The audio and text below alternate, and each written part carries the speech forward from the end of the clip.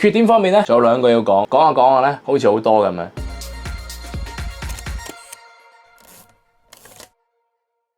中意睇我嘅頻道，又或者我嘅影片嘅話咧，記得訂閱同埋撳翻個鐘仔啦。有能力而又想識我嘅話，可以透過 FPS、PayMe、PayPal 經濟上支持一下我嘅。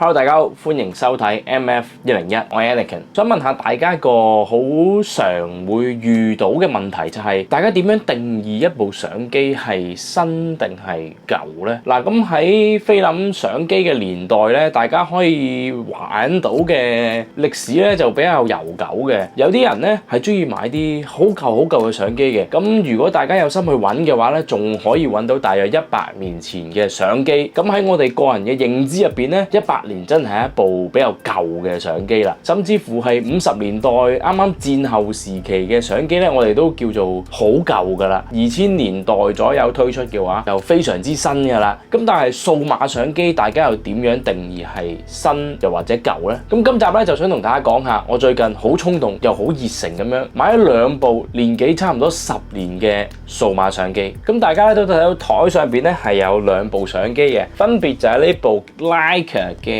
MP Type 240同埋呢部 Leica 嘅 M Monochrome Type 246。咁好明顯啦，一條片要介紹2部相機咧係有啲吃力嘅，所以今日咧係會同大家講咗呢部彩色嘅 MP Type 240先嘅。咁好簡單同埋快捷咁樣介紹一下呢部相機先啦。最主要嘅一啲 spec 咧，我係會喺呢度講嘅。如果大家想再深入了解嘅話咧，歡迎上網睇翻 Google 大神啦。咁好啦，呢部機首先咧佢係2014年推出嘅一部 Leica MP Type 240，多數咧我哋會叫做 MP 240又或者 MP 嘅。大家可以睇到啦，呢個機身嘅 finishing 咧，佢係採用咗一個 black paint 嘅。呢個 black paint 嘅 MP 240咧，機頂咧會有一個黑字喺度嘅。佢採用一個2400萬像嘅 CMOS。ISO 方面啦，如果唔計 extend 嘅話咧，係由 ISO 200去到3200嘅。快門方面啦，由 B 快門可以一直咧去到1/4000。但係留意翻啦，佢嘅長部方面咧係有限制嘅，限制咧係幾奇怪嘅一啲數字嚟嘅。我自己咧就冇實質咁樣去測試過，有興趣嘅朋友咧就可以上網爬文揾下啦。然後啦就同大家講下呢一個比較得意嘅 range finder viewfinder 啦。大部分 Leica 嘅菲林相機啦，其實佢哋都係採用0.72倍率嘅。比較新嘅嗰批機啦，譬如係 M4、M6、M7、MP。MA 都係採用0.72嘅。第一部 MP 240咧，佢採用一個0.68倍率嘅 range finder viewfinder。咁喺使用上咧，係同平時拍攝菲林嘅 M6咧有唔同嘅一個感受嘅。咁另外啦，佢同普通嘅 Leica M Type 240有咩分別咧？主要有3、4樣嘅。第一樣咧就係 M Type 240咧係冇咗呢個 frame line selector 嘅。第二樣咧就係呢部機咧，佢機頂咧有頭先講嘅黑字啦。第三就係後邊嗰個 screen採用咗一個藍寶石水晶嘅 upgrade， 而第4樣嘢咧就係呢部相機嘅 buffer 咧係比 M Type 240咧更加快嘅。咁而機內咧，大家可以選擇佢有3款唔同嘅 film mode 俾大家去拍攝同埋感受一下 Leica 想帶俾大家嘅菲林感覺嘅。咁喺所有 Leica M 嘅相機入邊咧，比較獨特係淨係240呢個系列有嘅咧，就係可以拍攝影片嘅。機頂上面咧亦都有個收音咪，而大家咧亦可以另外選購佢一個外置嘅收音咪嘅。咁而最後一樣要講嘅咧，就係可以配置一個 Leica 嘅 EVF2。咁呢個 Electric Viewfinder 咧，其實就係 Olympus 做嘅，但係咧我自己咧就係用翻呢個 Leica 嘅 EVF2嘅。咁如果中意用 hand grip 嘅朋友咧 ，Leica 係有為到240系列咧推出2款唔同嘅 hand grip 嘅。咁今次咧想一反傳統，講咗我對呢部機嘅睇法入邊嘅缺點先嘅。首先第一樣嘢我想彈嘅就係轉 ISO 必須要用雙手，要喺機背上邊咧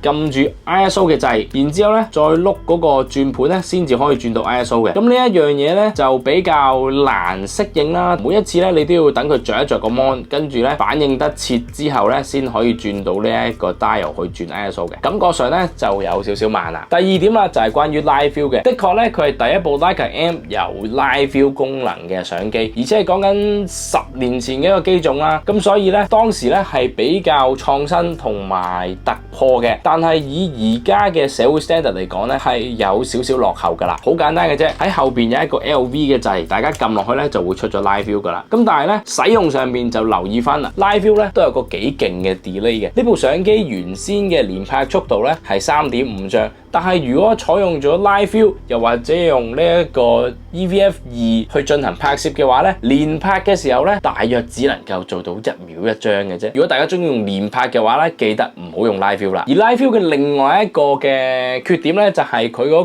個像素同埋分析力仲有可靠性咧，係真係比較低嘅。以10年前嘅相機嚟講咧，呢個 mon 咧都真係唔算非常之出色。所以呢一點咧，我唔會話因為過咗10年，我而對佢寬鬆少少。第四樣嘢啦，就係啱啱講到嘅呢一個 Range Finder Viewfinder 0.68倍率嘅一個放大率啊，我自己咧就覺得都幾難適應嘅。雖然喺拍攝28mm 嘅時候咧係比較舒服少少嘅，望落去如果同菲林相機有一個好大嘅分別嘅話咧，每次使用咧都要有少少重新再習慣嘅感覺嘅。咁而下一個缺點咧就係佢嗰個睇相嘅回放嘅功能啊，係比較慢，而且放大咧都真係要撈嘅。由於呢部相機咧係比較舊啦，所以咧佢都要使用翻一啲比較舊嘅 SD 卡嘅。我自己咧就買翻當年叫做最頂級嘅一啲卡啦，影完之後你想放大張相去睇咧，都的確係要撈幾秒嘅。因為10年前嘅相機咧都會比呢部相機嗰個放大嘅時間咧係更加快嘅。下一點要講啦，就係佢開機同埋熄機嘅時間啦。開機咧大約要2秒鐘左右咧先可以影到第一張相嘅，咁而熄機咧佢係需要用3秒鐘先熄到機嘅。咁所以大部分時間咧我都使用佢 Standby Mode，開住部機唔開 Live View， 慢慢拍攝慢慢使用。缺點方面咧仲有2個要講，講下咧好似好多咁樣。咁尾二一個咧就係關於佢嗰個熄溫嘅問題啊。AMP Type 240同所有彩色嘅240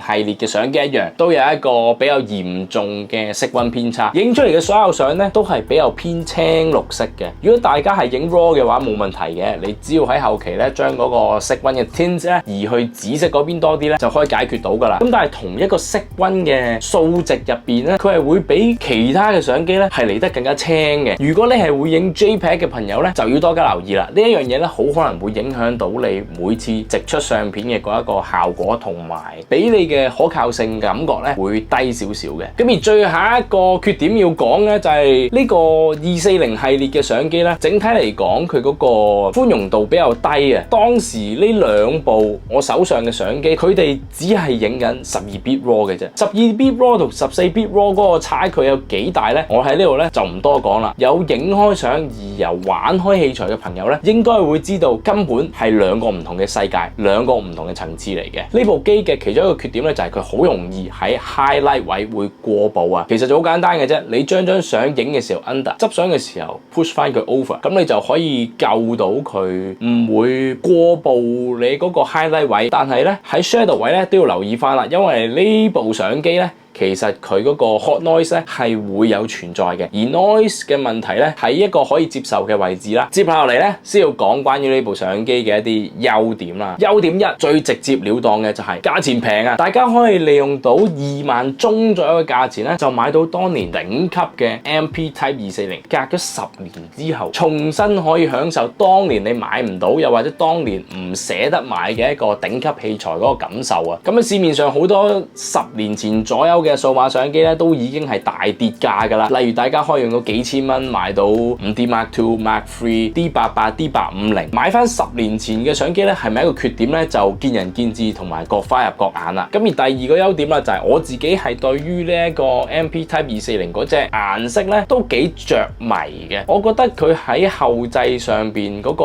後製嘅空間咧係可以令到我更加容易做到類似影 slide 嘅感覺嘅。佢比起我使用過嘅 M10P 啦同埋 M11啦係更加容易做到一個好 rich 嘅顏色感覺嘅。用台灣嘅用語去形容咧就係古早味啊！你可以感受到佢 tune 出嚟嘅顏色咧，的確係大約10年前左右嘅嗰種髮色嚟嘅。覺得呢一個顏色簡直就係240呢一個系列嘅一大吸引點之一啊。而第三個優點啦，就係整體操作上邊咧直接了當，唔需要去睇 menu， 唔需要話專登去學習點樣用呢部相機，你去到手啦，所有嘢好簡單可以 set up 到，你想要啲咩你都可以睇到。後邊咧的確係比新嘅 Leica 相機咧多咗一排掣嘅，大家可以睇到啊，呢度咧已經有6個掣㗎啦喺左手邊，而右邊咧亦都有十字掣同埋一個 info 嘅掣啦，而且仲有一個 dial， 上高咧有一個 video 嘅掣，前邊咧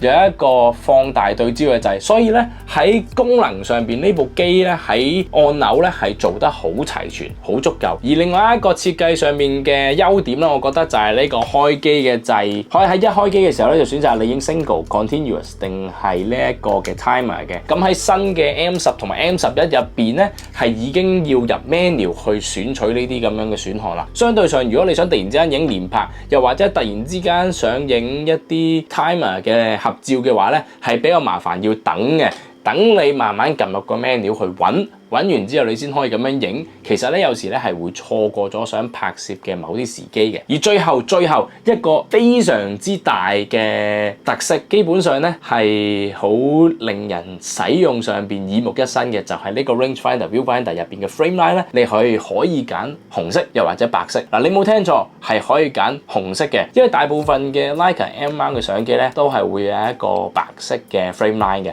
紅色咧，你望落去感覺上精神少少，同埋有一種神秘同埋型格嘅感覺嘅。咁喺總結之前咧，就想同大家再講多2樣留意嘅地方嘅。第一就係記得一定要喺拍攝嘅時候咧 under 去拍攝，再喺後期嗰度推翻光嘅，因為佢個 highlight 咧的確係好令人 frustrated 嘅。我自己大部分嘅時間咧都係減1級嘅 EV 去拍攝。如果整體嗰個畫面你想拍攝嘅環境嘅光差咧係比較大嘅話咧，我建議大家用拍攝 slide 即係正片嘅心態去拍攝，寧願 under 唔好 over。而第二點要留意啦，就係呢部機嘅最低 ISO 比較高，係200嚟嘅。咁如果大家想使用呢一個大光圈喺日光之下開盡佢嚟拍攝一啲淺景深嘅相片嘅話咧，就要留意啦，好容易 over 嘅。提大家，如果想長 keep 240系列嘅話咧，記緊為你嘅大光圈鏡頭選購一啲 anti filter，去降低嗰一個快門嘅速度，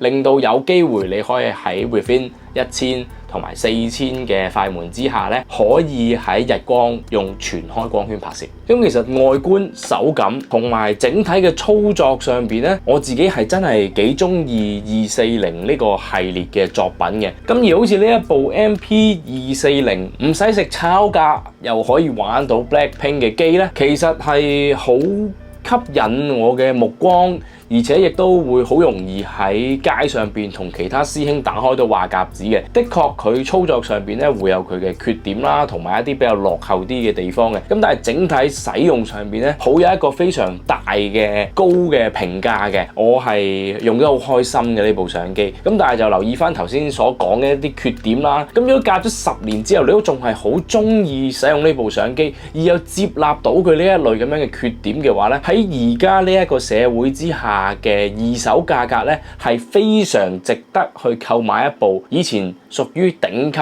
嘅相機嘅。咁今次條片咧就暫時嚟到呢度啦。如果有啲咩想法、意見、心得，記得喺下邊留言話我聽。